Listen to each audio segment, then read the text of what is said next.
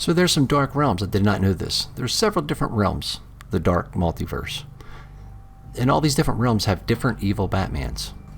So apparently this is the one that started it all. The Batman who laughs. So in each one of these realms, there's an evil Batman, real evil, twisted Batman, or Bruce Wayne. So Darkfather was the Batman of his world, as he defeated Darkseid and took his powers, taking his abilities and taking his skin, and also getting these parademons that he dressed up like the old school Robin, which I think is pretty cool. Just a little bit to understand Darkfather. Actually, Darkseid is a god, obviously. He has strength, speed, stamina, durability, genius level, intellect, immortality, regenerative healing, and an omega effect beams that come out of his eyes. So I think you add all these things together and you put Darkseid and Batman together, it's probably the most powerful DC character ever. Now, I'm sure there's more than one story when it comes to Darkseid and his abilities and where he's from and the realms and everything like that. I don't know all of it. I just came to know a little more about Darkseid because of the Darkfather. I knew who Darkseid was forever, but I'm just saying I was never that interested in Darkseid. But I am very interested in Darkfather. So here we go. This is what I came up with Darkfather. Thank you for watching if you did. So this is what I came up with Darkfather.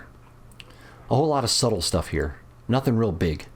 I didn't want to go really into doing whole different things. I wanted to keep the actual bat emblem black. I liked it. What I was going to do, I was going to go with the white utility belt. I think I mentioned that before, or I might mention, I don't know what, maybe I did, I don't know. I was going to go with a comic book feel of utility belt. There's a whole lot of detail on this figure, a whole lot. I did not accent any of these. I just went with straight black. I went with the straight black. With this cheap ass paint. This is kind of thick stuff. It's really good. It really coats well, and I like the way it just goes on and it settles itself. It seems like, I don't know, it just seems to cover well. It's really cheap. It's like $1.50 a bottle. Outside of that, man, all I did was the belt was like a beige. The silver I did here, I painted each and every one of these. That was the only thing that's time consuming for this piece right here, is each and every one of these spikes, man. That was that made your eyes go cross. You had to get up from the table and walk away and let your eyes focus again after you do these. And the only thing I use for this, anything that all this silver here with the buttons and the whatever, the buttons here, all the silver that you see on here, I used the Model Air, just plain silver. I love this for small detail work. Obviously, it goes real well through the airbrush, but this is a great paint. Model Air is a really good paint. That's about $4 or $5 a bottle, I think, but you can get like a pack of them for $20 for like 6 of them or something. But anyway, I left everything the same. I did dark wash his arms right here, because when you got the figure, it was all one color. He was all one color. His chest piece, his legs, his arms, his hands were all the same color. There was nothing to separate it. Obviously, the only thing to do is to dark wash it. So I dark washed the arms, and all I did with the muscles, by doing some shading with the muscles, all I did, I don't know if you can see it or not. I don't know how well this is showing up on camera. It's a little bit of a glare. I don't know. It's real subtle. It's not a whole lot, like right here on his legs, how I got in here and shaded a little bit. And I'm not good at shading. I still have a long way to go when it comes to shading. So what I did was I kind of cheated. I used the pastel colors. I like working with pastel. I don't know. It's just easier, and it's really user friendly. So I used the pastel color black, just straight black, and just shaded in all the pieces. Shaded in under here. You really can't see it probably on camera too well. You can hear a little bit here, and the legs and the back of the legs and his back and everything. But I don't know. That's about it. And I dark washed his face as well, just face and arms and hands. At the end of this video, I'll walk you through or show you what I did, what I came up with on the process of it. It's a really short process of what I did record, because some of it I didn't record. If you want to watch it after this, that'd be cool. But yeah, man, that's it. That is it. That's it. That's Darkfather. That's all I did, man. I didn't do too much, man. It's subtle changes, man. It's real subtle changes here. Let me switch this out and get a comparison. All right, we're back. Let's get a comparison with Superman.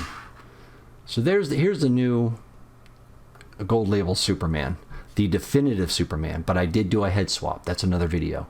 I may put that in the description as or I just did a head swap with the Todd McFarlane, only from McFarlane's store, because it has the S on the back. It has the S on the back, but this is not really about Superman. But I'd say there's a comparison between Darkfather. This is about 7. I guess he's about 8.5 inches. I don't know. But even a better comparison is, in a link in the description, I will put at the end of this video, is King Robin. Now that was a fun piece to work on. This one I really enjoyed. But that's it, man. That's all I did. I didn't do too much. So like I said, if you guys want to see the little bit of the making process of the of this figure right here, here it is right here. And I guess I'll just see you guys later on the next one. Thanks for watching if you did. Where the silver's done, I won't bore you with that. You can see where the suit and the arms are the same. The face doesn't have any kind of depth to it or anything, or I mean, a whole lot of sculpt there wasted without, it could have been dark washed in a, but right here, look at this. Look at my belt. I took all the time to mask that thing off. It just didn't look right, man. The yellow just didn't look right. It just, I don't know what it was about. It just, I thought it was going to be a great idea. It turned to look like a mess. I don't know, it just didn't fit this piece. It didn't fit what was going on, I don't think. Just in my opinion.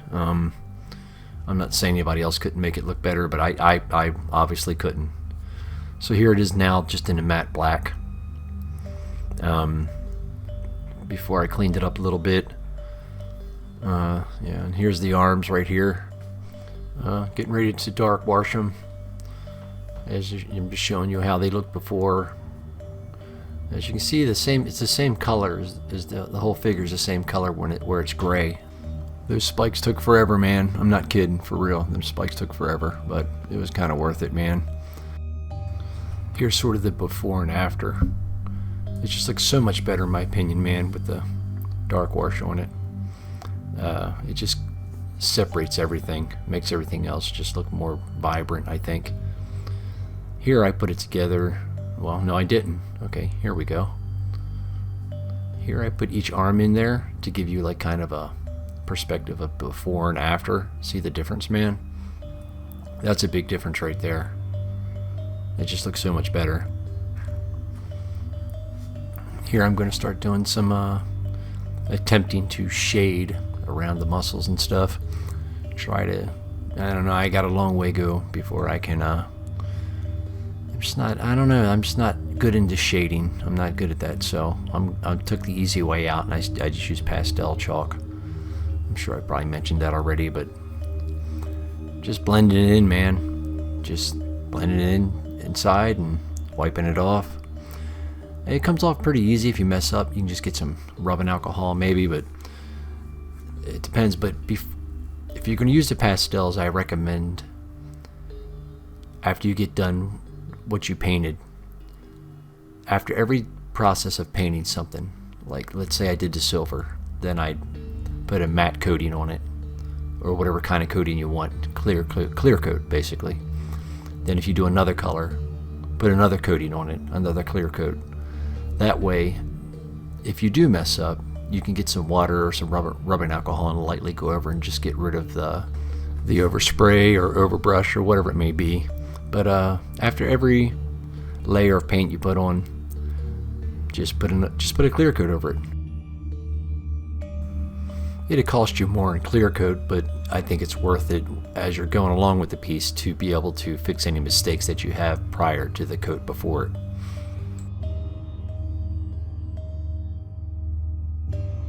Right here is where I'm going to start putting it together to kind of see what it's going to look like, and here that's when I knew I made the right decision to make the belt black.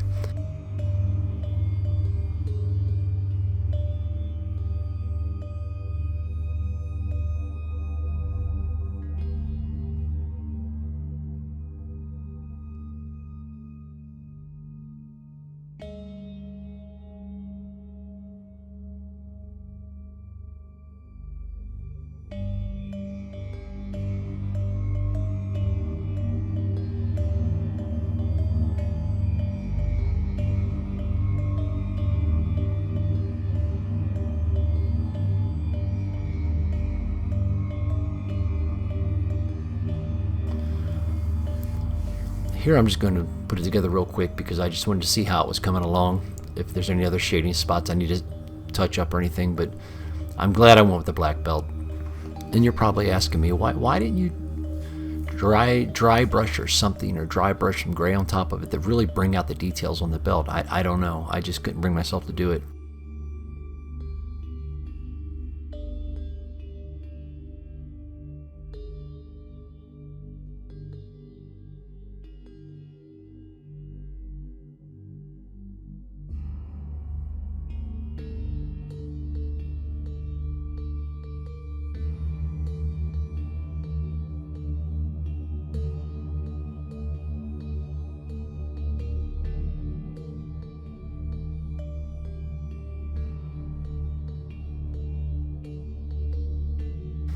Here I'm just taking the pastel chalk and putting some on the brush and just following the sculpt of the piece and trying to highlight the muscles and just giving it some depth. That's about it.